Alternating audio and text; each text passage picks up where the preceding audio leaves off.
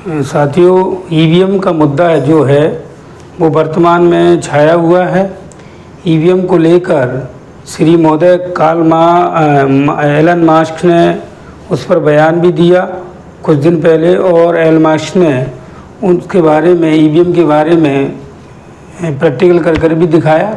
Elon mask ने EVM पर आरोप लगाए हैं। ईवीएम पर ये आरोप लगाए हैं कोई भी सॉफ्टवेयर की चीज़ या कोई भी इलेक्ट्रॉनिक सॉफ्टवेयर की चीज़ को छेड़छाड़ की जा सकती है, और ईवीएम में छेड़छाड़ के आरोप एलन मास्क ने लगाए हैं।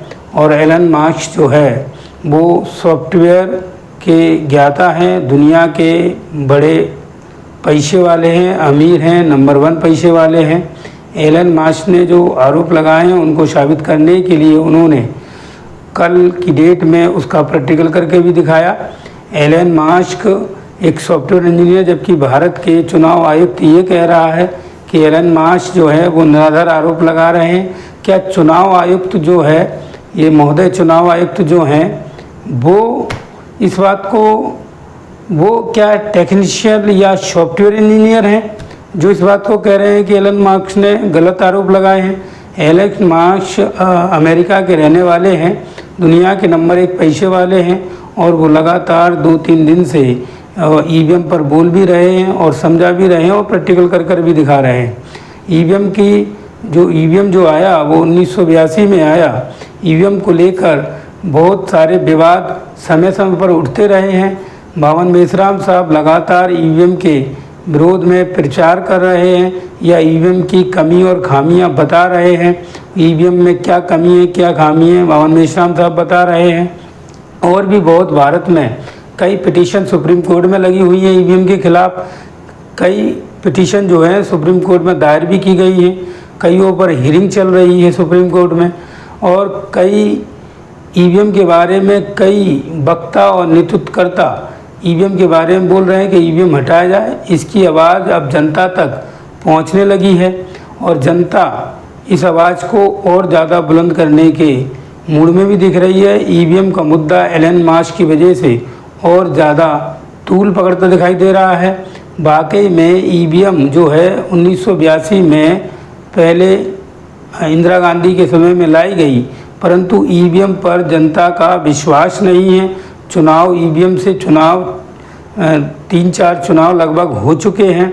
उस चुनाव से हमें ये जनता को ये जानकारी में आया है कि ईवीएम विश्वास पात्र नहीं है, ईवीएम को हटाया जाए। जो जनता लगातार, भारत की जनता इसको लगातार मांग भी कर रही है कि ईवीएम को हटाया जाए, परंतु चुनाव आयोग इस बात को नहीं सुन रहा है।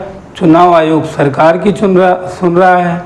तो ये मामला समझ में नहीं आता कि दुनिया का सॉफ्टवेयर इंजीनियर बोल रहा है कि आपका जो ईवीएम है, चाहे वो अमेरिका का हो या भारत का हो, ईवीएम हैक किया जा सकता है। चुनाव आयोग के व्यक्ति जो आयुक्त होते हैं वो सॉफ्टवेयर या टेक्नीशियन नहीं होते, फिर वो कैसे बता सकते हैं कि ये नहीं हो सकता? मगर वो जो एलन मास्क जी हैं और वो उस लेवल के हैं, तो उन्होंने उसकी जानकारी सही तरीके से और कल प्रैक्टिकल करके भी बताया। तो ये मामला तूल पकड़ता जा रहा है। इसके बारे में अगर हम और भी गहराई से जाएं तो समय समय पर लगातार इसका विरोध रहा है और होता आ रहा है लगातार। अभी कुछ चुनाव, लोकसभा के चुनाव में अखिलेश यादव ने लगातार इसका विरोध कहा, और संसद में भी अखिलेश यादव ने ये कहा कि मुझे ईवीएम पर विश्वास नहीं है। अगर पब्लिक ये मांग कर रही है कि हमें ईवीएम पर विश्वास नहीं है, और पब्लिक ही किसी देश की सर्वप्रिय होती है, सुप्रीम होती है, और पब्लिक को जब विश्वास नहीं है तो उसको चुनाव आयोग को हटा देना चाहिए। फिर चुनाव आयोग ईवीएम को क्यों नहीं हटाना चाहता? सुप्रीम कोर्ट सुप्रीम नहीं है, सुप्रीम जनता है भारत की जनता सुप्रीम कहलाती है। और वो चाहे, अगर उसको विश्वास नहीं है तो चुनाव आयोग को विश्वास दिलाने के लिए ईवीएम हटा देना चाहिए। चुनाव आयोग का कोई विशेष स्वार्थ उसमें छिपा हुआ है क्या? तो ये सारी बातें हैं ईवीएम के विरोध में। और अगर निरपेक्ष चुनाव के लिए हमें पहल करनी चाहिए, और निरपेक्ष चुनाव के लिए चुनाव आयुक्त को और चुनाव आयोग को भी पहल करनी चाहिए, और निरपेक्ष चुनाव के लिए सुप्रीम कोर्ट को भी पहल करनी चाहिए। ये माना गया है कि आटोमोस है चुनाव आयोग, लेकिन उस पर भी बंदिशें हैं और वो जनता की बात को माने, क्योंकि जनता सुप्रीम है और लोकतंत्र में, गणतंत्र में और कोई सुप्रीम नहीं होता, सिर्फ जनता सुप्रीम होती है। और जनता का जब विश्वास उस पर से हट चुका है तो ईवीएम को हटा देना ही मुनासिब होगा, वरना हर जगह, अमेरिका में भी ईवीएम चलती थी, उसको बैन कर दिया गया है। वहाँ भी चुनाव वोटिंग से होते हैं, वोट्स होते हैं, बैलेट पेपर से होते हैं।